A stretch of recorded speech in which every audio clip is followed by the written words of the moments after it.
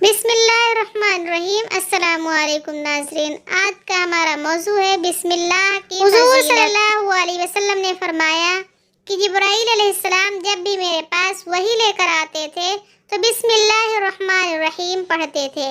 اسی طرح اسلامی تعلیم یہ ہے کہ انسان اپنی ہر نقل اور ہر کام کے شروع میں بسم اللہ پڑھے اور اللہ کے نام سے شروع کرے اور اللہ ہی کے نام پر ختم۔ بسم اللہ ایک کیمیا ہے جو خاک کو سونا بنا دیتی ہے۔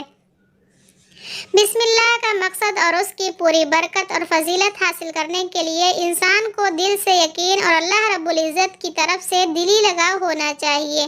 اللہ رب العزت اس وقت انسان کی مدد اور رہنمائی کے لیے شرک سے بھی زیادہ قریب ہے۔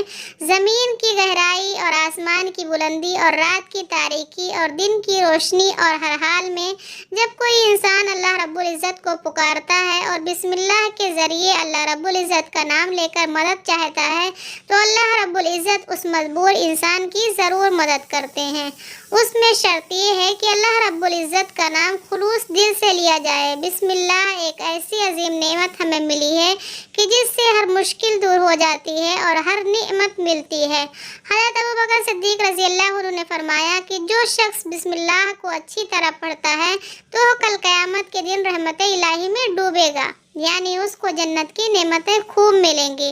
اور حضرت عمر فاروق رضی اللہ عنہ نے فرمایا کہ اگر بسم اللہ الرحمن الرحیم نہ ہوتی تو مخلوق ہلاک ہو جاتی۔ اور حضرت عثمان غنی رضی اللہ عنہ نے فرمایا کہ جس نے بھی پوری عمر میں ایک مرتبہ بسم اللہ پڑھ لی اس کے ذرہ برابر بھی گناہ باقی نہیں رہیں گے۔ ایک اعرابی نے حضور صلی اللہ علیہ وسلم کے سامنے آ کے عرض کیا، یا رسول اللہ صلی اللہ علیہ وسلم میں بڑا گنہگار ہوں۔ حضور صلی اللہ علیہ وسلم اللہ رب العزت سے مغفرت کی دعا فرمائے تو حضور صلی اللہ علیہ وسلم نے فرمایا تم بسم اللہ پڑھ لیا کرو۔ اس اعرابی نے تعجب سے دیکھا اور عرض کیا، بس اتنا ہی یا رسول اللہ صلی اللہ علیہ وسلم؟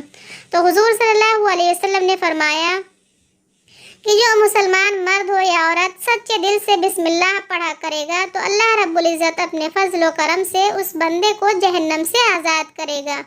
ایک روایت میں ہے جب حضور صلی اللہ علیہ وسلم معراج تشریف لے گئے، ہر ایک طرح کے نئے نئے عجائبات دیکھے، تمام جنتوں کی بھی سیر کی، وہاں یہ 4 نہریں بھی نظر آئیں جن کا ذکر قرآن کریم میں اللہ رب العزت نے فرمایا ہے۔ اس میں نہریں ہیں شراب کی جس میں مزہ ملتا ہے پینے والوں کو، اور ان میں بالکل صاف و شفاف شہد کی نہریں ہیں۔ حضور صلی اللہ علیہ وسلم نے حضرت جبرائیل علیہ السلام سے پوچھا یہ نہریں کہاں سے آتی ہیں اور کہاں جا کر ختم ہوتی ہیں؟ تو جبرائیل علیہ السلام نے فرمایا کہ کہاں سے آتی ہیں تو مجھے معلوم نہیں، مگر جہاں جا کر ختم ہوتی ہیں وہ معلوم ہے۔ تو حضور صلی اللہ علیہ وسلم نے فرمایا کہ کہاں ختم ہوتی ہے؟ تو جبرائیل علیہ السلام نے فرمایا کہ حوض کوثر میں جا کر اس کا پانی گرتا ہے۔ اچانک ایک فرشتہ آپ صلی اللہ علیہ وسلم کے پاس آیا اور آپ صلی اللہ علیہ وسلم کو ساتھ لے کر بہت دور چلا گیا، پھر ایک درخت کے سامنے لا کر بٹھا دیا۔ آپ صلی اللہ علیہ وسلم نے دیکھا کہ اس درخت کی جڑ میں ایک قبہ ہے جو بالکل سفید ہے اور وہ ایک ہی موتی سے تیار ہوا ہے، اور وہ اتنا بڑا ہے کہ ساری دنیا کو اگر اس کے دروازے پر رکھ دیا جائے تو ایسا معلوم ہوگا کہ کوئی چڑیا کسی بڑے درخت کے ٹہنی پر بیٹھی ہے۔ اس قبہ میں زبرجد کا دروازہ ہے، اس میں سونے کا تالا ہے اور اس کی چابی بسم اللہ الرحمن الرحیم ہے۔ آپ صلی اللہ علیہ وسلم نے بسم اللہ پڑھی تو فوراً دروازہ کھل گیا۔ آپ صلی اللہ علیہ وسلم قبہ کے اندر تشریف لے گئے تو دیکھا کہ اس قبہ کے چاروں طرف کے کونوں سے یہ 4 نہریں جاری ہیں۔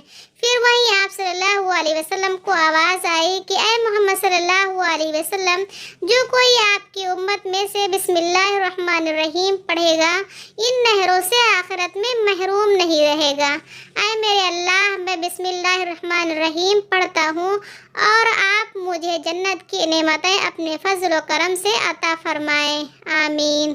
امید کرتی ہوں کہ آپ لوگوں کو یہ ویڈیو پسند آئی ہوگی۔ اگر پسند آئی ہو تو ویڈیو کو لائک اور سبسکرائب ضرور کریں۔ خدا حافظ۔